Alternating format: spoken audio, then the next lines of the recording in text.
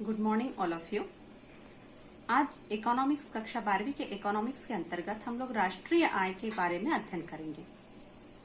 देखिए, राष्ट्रीय आय क्या है? यदि हम अर्थव्यवस्था को देखते हैं तो किसी भी अन्य देशों के साथ यदि हम तुलना करते हैं कि हमारे देश की अर्थव्यवस्था यानी हमारे देश का विकास जो है अन्य देशों की तुलना में क्या है, तो यदि ये आकलन हमको करना है तो इसका सबसे अच्छा उपाय है राष्ट्रीय आय, यानी उस देश की राष्ट्रीय आय की गणना करके राष्ट्रीय आय निकालना और अन्य देशों की राष्ट्रीय आय के साथ में हम तुलना करके बता सकते हैं कौन से देश हमसे ज्यादा अच्छे हैं और किस प्रकार से हमको कितनी और उन्नति करनी है। इसी के आधार पर हम कुछ नियोजन कर सकते हैं, यानी अर्थव्यवस्था को और समृद्धशील बनाने के लिए देश जो है उस आधार पर नियोजन करता है और उस आर्थिक नियोजन से देश जो है अपने आप को विकसित करता है। तो वास्तव में राष्ट्रीय आय निकालते कैसे हैं, इसका अध्ययन हमको इस साल के सिलेबस में हमको करना है। तो देखिए, राष्ट्रीय आय है क्या? पहले तो ये देश की आय को हमको निकालना है, पूरे देश की आय है। समष्टि अर्थशास्त्र के अंतर्गत हम पढ़ रहे हैं, तो समष्टि अर्थशास्त्र में पूरे देश की आय। अब देखिए, पूरे देश की आय कैसे निकाली जाएगी? तो जितना भी एक लेखा वर्ष, इसके लिए हमको समय सीमित करना होगा। एक लेखा वर्ष के अंतर्गत जो देश के सामान्य निवासी हैं, उनके पास जो अर्जित कारक आय है, उन सब का योग राष्ट्रीय आय होता है। मतलब उन सब का योग अर्जित कारक आय क्या है? देखिए, 3 शब्द यहाँ पे दिए गए हैं। पहला है आपका एक लेखा वर्ष, यानी एक लेखा वर्ष होना आवश्यक है। फिर उसके बाद अवधि निश्चित हो गई। उसके बाद में है आपका देश का सामान्य निवासी होना चाहिए, चाहे वो आंतरिक कमाई कर रहा है या बाह्य आय कर रहा है, लेकिन वो देश का सामान्य निवासी होना चाहिए, गैर निवासी नहीं होगा। फिर उसके बाद में है अर्जित कारक आयों का योग। तो अर्जित कारक आय मतलब व्यक्ति जो कार्य करने के उपरांत जो पारिश्रमिक पा रहा है, तो उन सब का योग, जिस प्रकार से आय कार्य करने से जो आय अर्जित हो रही है, उन सब का योग जो है वो कहलाएगा आपका राष्ट्रीय आय। राष्ट्रीय आय कई प्रकार की अवधारणाओं पे कार्य करता है और उन अवधारणाओं के आधार पर राष्ट्रीय आय की हमको गणना करना होता है। देखिए, राष्ट्रीय आय की गणना 3 प्रकार से विधियां दी गई हैं आपकी। एक है उत्पादन विधि, दूसरा है आपकी आय विधि और तीसरा है आपकी व्यय विधि। आज के वीडियो में हम उत्पादन विधि पर चर्चा करेंगे और उसी का न्यूमेरिकल क्वेश्चन भी सॉल्व करेंगे। उत्पादन विधि को ही मूल्य वृद्धि विधि भी कहा जाता है।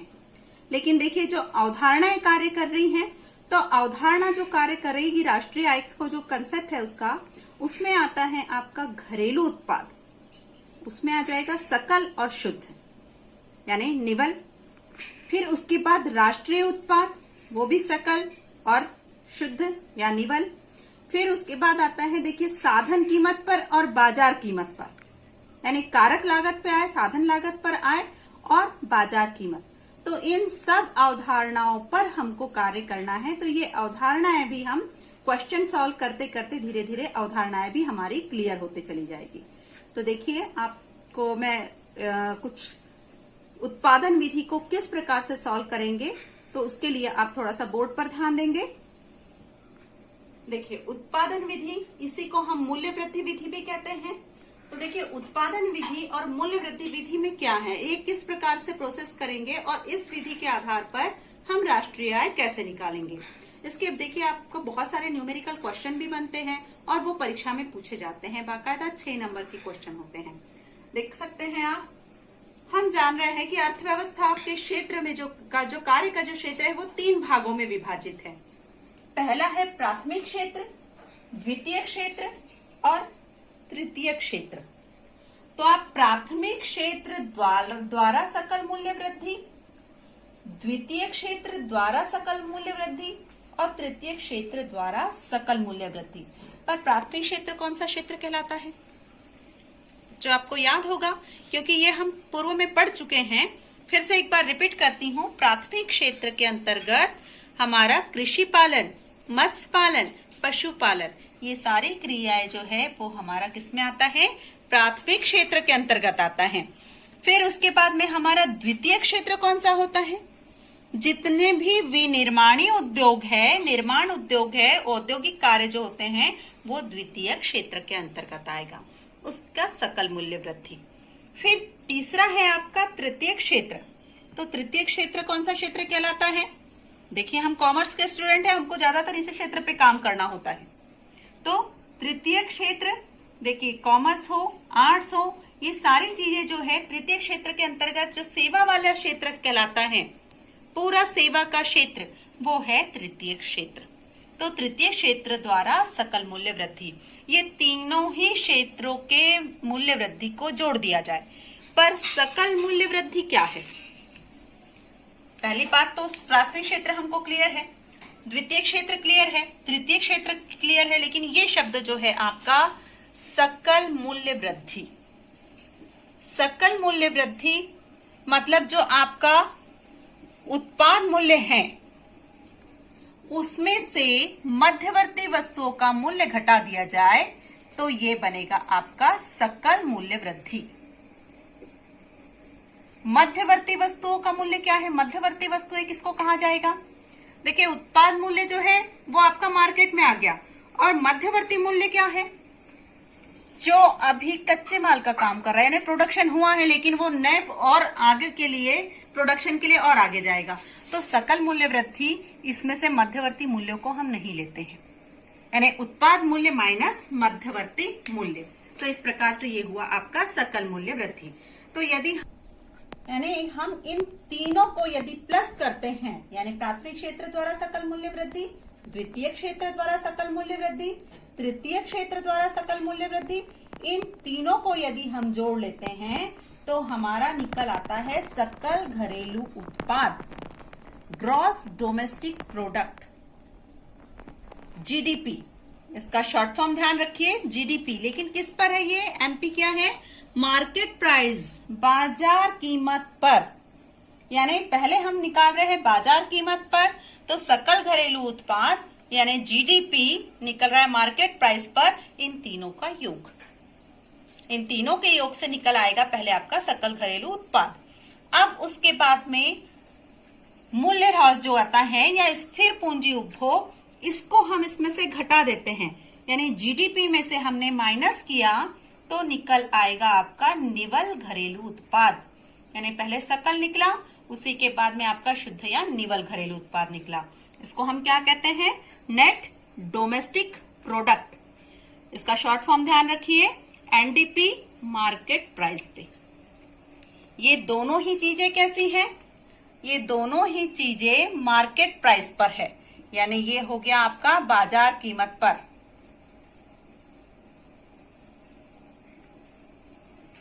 मार्केट प्राइस, ठीक है। तो ये समझ में आया आपको यहां तक के? ये दो चीजें निकली हैं हमारे पास में, जीडीपी मार्केट प्राइस पर, उसके बाद निकाला एनडीपी। ये तीनों को मूल्य वृद्धि को, तीनों को क्षेत्र से जो मूल्य वृद्धि आई है उसको हमने प्लस किया, जीडीपी निकला। मूल्यह्रास यदि दिया है आपके पास में, मूल्यह्रास को माइनस किया उसमें से, या स्थिर पूंजी उपभोग या घिसावट व्यय, कई नाम से आता है इसके लिए, तो उसको हमने घटाया तो निकल आया आपका निवल घरेलू उत्पाद या शुद्ध घरेलू उत्पाद यानी एनडीपी। अब ये दोनों चीजें हो गई मार्केट प्राइस पर। देखिए ये अवधारणाओं के अंतर्गत शामिल होता है। एक अवधारणा में बाजार कीमत आती है और ये अलग अलग अवधारणा के कंसेप्ट में है। अब ध्यान देंगे, अब है आपका साधन लागत पर, यानी तीसरा जो आ रहा है आपका साधन लागत पर। तो आपको साधन लागत पर जो आपने एनडीपी निकाला मार्केट प्राइस पर, उसी में से निवल अप्रत्यक्ष कर को घटा देंगे। क्या घटाया हमने? निवल अप्रत्यक्ष कर। फिर से ध्यान दीजिए, एनडीपी हमने निकाला, पहले जीडीपी निकाला, मूल्यह्रास माइनस करके हमने एनडीपी निकाला। एनडीपी में से निवल अप्रत्यक्ष कर घटाया तो हमारा आ गया सकल राष्ट्रीय उत्पाद यानी ग्रॉस नेशनल प्रोडक्ट, जीएनपी। साधन लागत पे यानी फैक्टर कॉस्ट, ये क्या कहलाएगा? एफसी मतलब फैक्टर कॉस्ट। ठीक है, ये तीन चीजें हमारी निकल गई। ये अब उसके बाद में चौथा और आपका रह गया है, वो है आपका निवल राष्ट्रीय उत्पाद। इसके लिए हम क्या करेंगे, यहाँ पर विश्व से प्राप्त कारक आय यानी शुद्ध निवेश, विदेशों से प्राप्त निवेश, उसके बारे में यहाँ पर निकाल के उसको हम प्लस करेंगे। विश्व से प्राप्त कारक आय मतलब आयात निर्यात का अवशेष या विदेशों से प्राप्त शुद्ध साधन आय। इस प्रकार से 2-3 नामों से इसमें हम परिचित होंगे। इसमें तो इस आय को हम प्लस करेंगे। देखिए ध्यान रखते हैं, इसमें निर्यात को हम प्लस करते हैं, आयात को हम माइनस करते हैं। तो इस प्रकार से इसको हमने प्लस किया तो आपके पास में क्या आ गया, निव्वल राष्ट्रीय उत्पाद या शुद्ध राष्ट्रीय उत्पाद, नेट नेशनल प्रोडक्ट, यानी इसको हमने कहा NNP फैक्टर कॉस्ट पे, यानी साधन लागत पर। ये क्या कहला रहा है, ये दोनों आपका साथ में चल रहा है, फैक्टर कॉस्ट यानी साधन लागत पर। तो इस प्रकार से आप देख सकते हैं। देखिए यदि हम अवधारणा में देखते हैं तो सकल घरेलू उत्पाद अलग है, फिर निव्वल घरेलू उत्पाद है, राष्ट्रीय उत्पाद अलग है, सकल राष्ट्रीय उत्पाद, निव्वल राष्ट्रीय उत्पाद अलग है, फिर बाजार कीमत पर ये दोनों अलग अलग पॉइंट है, साधन लागत पर दोनों अलग अलग पॉइंट है, उसके बाद निजी आय, व्यक्तिगत आय। ये सारी अवधारणाओं पर ये जो राष्ट्रीय आय की विधियां है वो काम करती हैं। तो ये हो गया उत्पादन विधि का फॉर्मेट कि आपको किस प्रकार से क्या करना है। फिर से ध्यान देंगे, मूल्य ह्रास घटाया, ये इसको 3 को प्लस किया, मूल्य ह्रास घटाया तो NDP आया। आप बार बार इस पे ध्यान दीजिए, ये जो शॉर्ट फॉर्म हम लिख रहे हैं इससे आप ज्यादा परिचित हो जाए और इसको लिखने में भी आसानी होगी और इसमें कंफ्यूजन नहीं होगा। ये डोमेस्टिक प्रोडक्ट, ये डोमेस्टिक, पहले ग्रॉस निकला बाद में नेट निकला, यानी सकल और फिर उसके बाद में शुद्ध। और ध्यान देंगे सकल वाला जो अमाउंट रहेगा, जो भी राष्ट्रीय आय हम निकाल रहे हैं, सकल का जो उत्पाद है वो अधिक होगा, शुद्ध वाले का मूल्य कम होगा। देखिए मूल्य ह्रास माइनस हुआ, यानी ये माइनस कम हो जाएगा। अब निव्वल अप्रत्यक्ष कर क्या है, निव्वल अप्रत्यक्ष कर यानी अप्रत्यक्ष कर घटाने के बाद में जो आर्थिक सहायता रहती है उसका भी उल्लेख होता है, तब जाके ये निव्वल अप्रत्यक्ष कर होता है। फिर उसके बाद में विश्व से प्राप्त साधन आय को हम जोड़ देंगे तो आपका निकल गया निव्वल राष्ट्रीय उत्पाद। तो इस प्रकार से घरेलू आय, घरेलू उत्पाद मतलब ध्यान देंगे एक देश की सीमा में जो उत्पादन हो रहा है वो है घरेलू उत्पाद, और राष्ट्रीय उत्पाद यहाँ से विदेशों से प्राप्त शुद्ध साधन आय भी आ जाएगी तो वो हो जाएगा राष्ट्रीय उत्पाद। तो इस प्रकार से हम कह सकते हैं राष्ट्रीय उत्पाद और घरेलू उत्पाद, यानी एक देश की सीमा के अंतर्गत घरेलू और अन्य देशों से प्राप्त साधन आय भी जुड़ जाएगी तो वो हो गया राष्ट्रीय। अब एक न्यूमेरिक क्वेश्चन हम लेते हैं और उस न्यूमेरिक क्वेश्चन के आधार पर उस क्वेश्चन को सॉल्व करते हैं। तो देखते हैं हमारा क्वेश्चन क्या है। देखिए अब हम क्वेश्चन देख सकते हैं, यहाँ क्वेश्चन लिखा हुआ है, किसी देश के उत्पादन से संबंधित सूचनाएं दी हुई है, मदें दी गई है और उसके करोड़ रुपए में दिया हुआ है। उपभोक्ता वस्तुएं एवं सेवाएं 9,300, पूंजीगत वस्तुएं एवं सेवाएं 6,100, घिसावट व्यय 900, निर्यात 2,000, आयात 1,800। निम्नलिखित की गणना कीजिए सकल घरेलू उत्पाद, शुद्ध घरेलू उत्पाद और शुद्ध राष्ट्रीय उत्पाद। देखिए अभी हम 4 चीज पढ़े हैं लेकिन हमको 3 ही पूछा गया है, तो यहाँ 4 भी पूछा जा सकता है। अब ये 3 ही क्यों, क्योंकि मैंने क्वेश्चन में ये 3 ही लिया है, वो क्यों लिया है ये मैं आपको सॉल्व करते करते बताऊंगी। देखिए सकल घरेलू उत्पाद फर्स्ट मेथड हमारी, शुद्ध घरेलू उत्पाद सेकंड जो हमने मूल्य ह्रास माइनस किया था, फिर थर्ड नहीं है ये फोर्थ है, इसके पहले आता है सकल राष्ट्रीय उत्पाद जिसमें हमने अप्रत्यक्ष कर घटाया था, और फिर शुद्ध राष्ट्रीय उत्पाद में विदेशों से प्राप्त शुद्ध साधन आय या विश्व से प्राप्त कारक आय को हमने जोड़ा था, तो ये निकलेगा तब शुद्ध राष्ट्रीय उत्पाद। लेकिन साधन आपका जो कारक आय है, जो आपके सकल मूल्य वृद्धि है, उसको प्लस करना है, यानी ये दोनों चीजें आपकी प्लस जाएगी, यानी उपभोक्ता वस्तुएं एवं सेवाएं, पूंजीगत वस्तुओं एवं सेवाएं। तो अब देखते हैं हम इसको क्वेश्चन को सॉल्व करते हैं। किस प्रकार से क्वेश्चन बनेगा, ध्यान दीजिए फिर से। अब क्वेश्चन देखने के बाद इसका सॉल्यूशन हम देखते हैं। सबसे पहली कंडीशन में हमको निकालना है सकल घरेलू उत्पाद। तो सकल घरेलू उत्पाद के लिए हमारे पास क्वेश्चन में क्या दिया है, उपभोक्ता वस्तुएं एवं सेवाएं। तो उपभोक्ता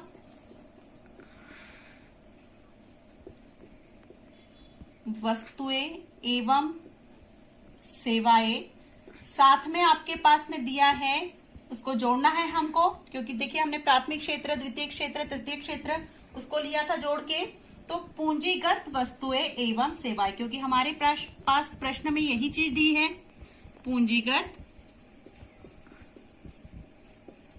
वस्तुएं एवं सेवाएं, इनको जोड़ देते हैं हम। इसके जो अमाउंट दिए हैं, उपभोक्ता वस्तुएं एवं सेवाएं ये दिया है आपके पास में 9,300 प्लस पूंजीगत वस्तुएं एवं सेवाएं ये दिया है आपके पास में 6,100। अब इसको प्लस करते हैं, कितना हुआ, 3 और 1 4, यानी 400, 9 और 6 15, यानी 15,400 करोड़ रुपए, यानी ये आ गया आपका 15,400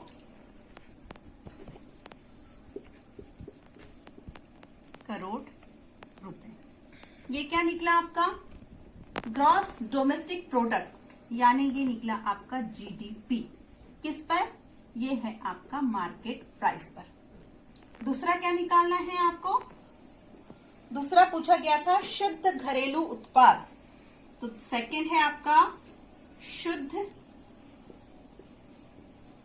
घरेलू उत्पाद। और बच्चों ध्यान रखिए, ये वाला क्वेश्चन इंपॉर्टेंट क्वेश्चन बनता है, ये परीक्षा में पूछा भी गया क्वेश्चन है।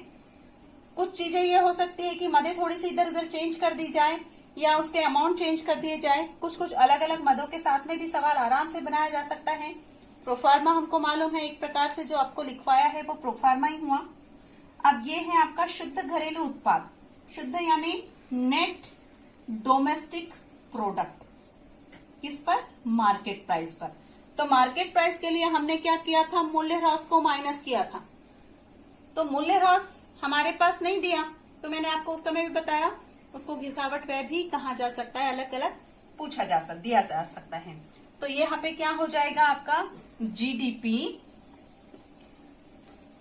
मार्केट प्राइस पर पे जो जीडीपी है उसको में से आप घटा दोगे घिसावट व्यय। अब देखिए हमारा फॉर्मूला इजी हुआ कि नहीं हुआ, क्योंकि हमने इसका शॉर्ट फॉर्म लिख दिया, तो इसलिए आपको ये शॉर्ट फॉर्म भी ध्यान रखना है।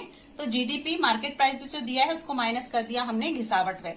तो हमारा जीडीपी कितना निकला था, 15,400, और घिसावट व्यय कितना था, घिसावट व्यय हमारे प्रश्न में दिया है 900। इस प्रकार से हमारा क्या निकल गया, एनडीपी मार्केट प्राइस पर, इसमें से आप 900 माइनस करेंगे तो कितना हो जाएगा, ये हो जाएगा 14,500। देख सकते हैं आप, ये हुआ 14,500 करोड़ रुपए।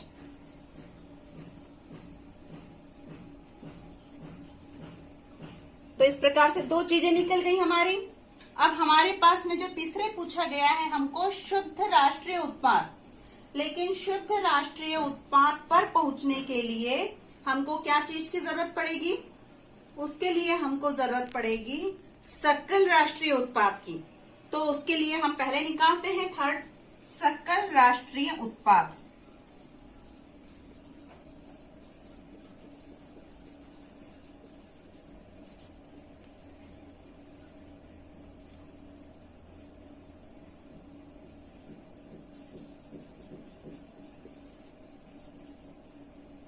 अब सकल राष्ट्रीय उत्पाद किस प्रकार से निकलेगा,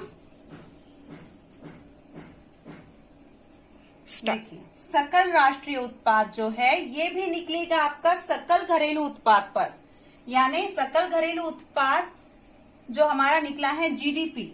अब हमको इसको नहीं लेना है, ये हमारा बेस है, ये मान के चलिए कि सकल घरेलू उत्पाद हमारा बेस है, जब हमको नेशनल प्रोडक्ट भी निकालना है या हमको नेशनल नेट डोमेस्टिक प्रोडक्ट निकालना है, तब भी हमें यही लगेगा। नेशनल प्रोडक्ट निकालने के लिए हमको एनडीपी की आवश्यकता नहीं होती है, ये हमको लगेगा वापस जीडीपी। तो जीडीपी हमको वापस लग रहा है, उसमें से हमको क्या करना है, आपके पास में एक चीज और बोली थी, विदेशों से प्राप्त शुद्ध साधन आय। उस समय भी आपको बताया कि आयात निर्यात को हम क्या करते हैं, प्लस करते हैं, और आयात को हम क्या करते हैं, घटाते हैं। ये फॉर्मूला इस तरह से याद रखने से आपके लिए आसानी होगी।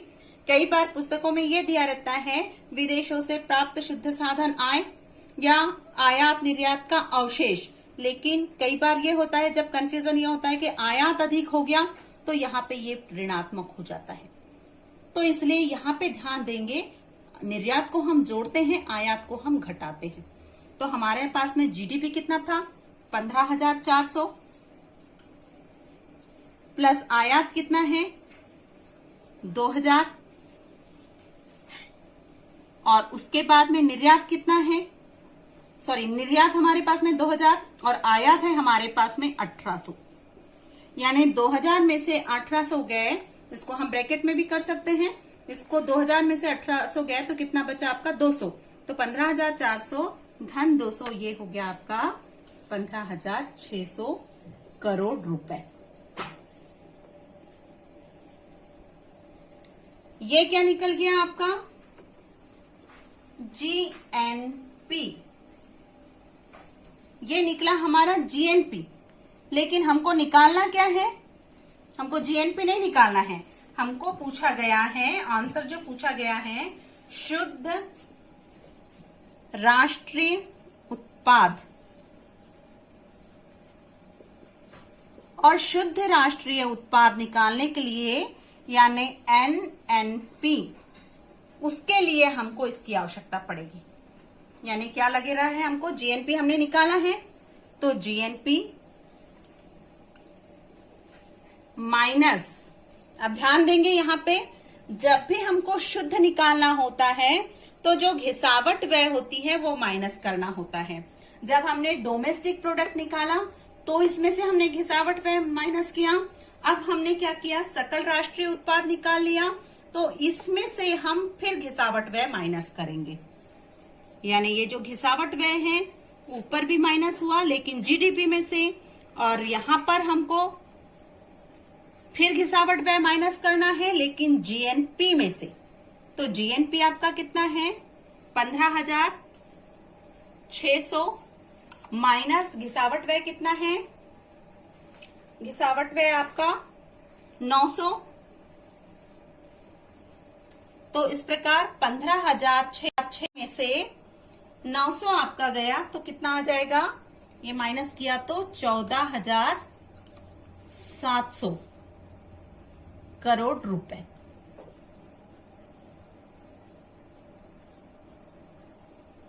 आप समझ रहे होंगे इस चीज को, एक बार फिर से ध्यान दीजिएगा। अब ध्यान दीजिए, फिर से प्रोसेस क्या हुई हमारी, पहले हमने जीडीपी निकाला, उपभोक्ता वस्तु सेवाएं और पूंजीगत वस्तु एवं सेवाओं को ले लिया, इन दोनों को जोड़ा, ये कितना आ गया आपका 15,400। ये फर्स्ट आंसर आपका।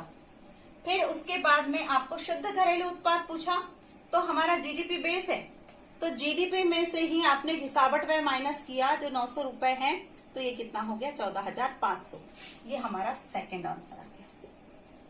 उसके बाद हमको थर्ड पूछा गया शुद्ध राष्ट्रीय उत्पाद, ये पूछा, ये नहीं पूछा, लेकिन इसको निकालने के लिए हमको इसको निकालना आवश्यक हो गया, तो पहले इसको निकालना पड़ा हमको।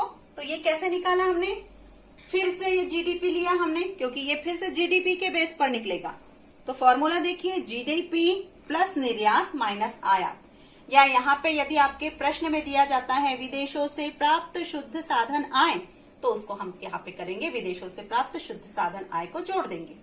तो इस प्रकार से देखिए, निर्यात 2,000 है, आयात 1,800 है, तो इसको हमने जोड़ दिया, यहाँ पे इन दोनों का अवशेष आ गया 200 रुपए प्लस में, तो ये आ गया 15,400 और ये हो गया 15,600। ये निकल गया आपका जीएनपी। अब एनएनपी यानी शुद्ध राष्ट्रीय उत्पाद के लिए बेस ये हुआ, यानी इस पर आधारित होकर निकलेगा। लेकिन सकल से शुद्ध में निकालना जब भी है हमको, तो ध्यान रखें घिसावट व्यय लगेगा, माइनस करेंगे। यहाँ पे जीडीपी से एनडीपी निकाला हमने, इसमें हमने घिसावट व्यय माइनस किया। ठीक उसी प्रकार एनएनपी हमको निकालना है, तो जीएनपी से फिर से हमको घिसावट व्यय माइनस करना है। तो फिर जीएनपी अभी हमने निकाला 15,600 माइनस घिसावट व्यय 900, इस प्रकार से आया ये 14,700 करोड़ रुपए। तो ये हुआ हमारा थर्ड आंसर। तो जो पूछा आप उसके आंसर बाकायदा अच्छे से लिख सकते हैं। जो पूछा है केवल उसी का आंसर देंगे। यानी आपसे जीडीपी पूछा, जीडीपी कितना है आपका 15,400 करोड़ रुपए। फिर आपसे क्या पूछा है, एनडीपी पूछा गया है 14,500। फिर आपको पूछा गया है एनएनपी, तो NNP is equal to 14,700 crore rupees. इस प्रकार से ये क्वेश्चन आपका कंप्लीट होता है। तो ध्यान दीजिएगा, ध्यान पूर्वक आप कीजिए। तो इस प्रकार से जब हम अन्य विधि भी पढ़ेंगे तो कुछ नई नई मदें भी आपके पास आएगी, और उसको मैं वापस आपको उन मदों के बारे में किस तरह से अध्ययन करेंगे और किस प्रकार से उसमें सॉल्व करने के लिए उसका प्रयोग करेंगे, उस पर हम जरूर चर्चा करेंगे। तो नेक्स्ट वीडियो जो हम देखते हैं वो आय विधि का देखेंगे। उम्मीद करते हैं उत्पादन विधि थोड़ा समझ में आया होगा। पूरा समझ में तब आएगा जब आप अन्य क्वेश्चन को सॉल्व करेंगे। यही 4 फॉर्मेट में अलग अलग, कई बार 2 को पूछा जाता है, कई बार 3 को पूछा जाता है। तो इस तरह से आप क्वेश्चन पे सॉल्व करने की कोशिश कीजिए।